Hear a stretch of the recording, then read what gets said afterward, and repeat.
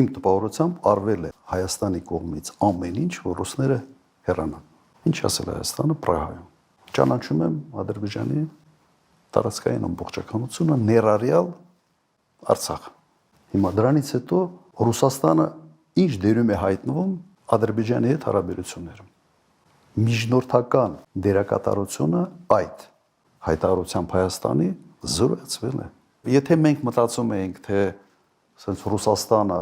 ի ցմահ ասենց իր վրա պատասխանատվություն պիտի վերցներ Ղարաբաղի համար, այդպես միջազգային հարաբերություններում չի լինում։ Եթե Հայաստանը այդ քայլը չաներ, ես չեմ կասկածում, որ 5 տարին կերկարաձգվեր եւս 5 տարով եւ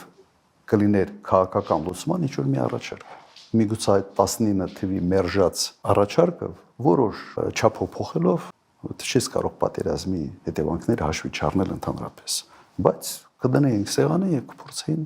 գտնել մի լուծում։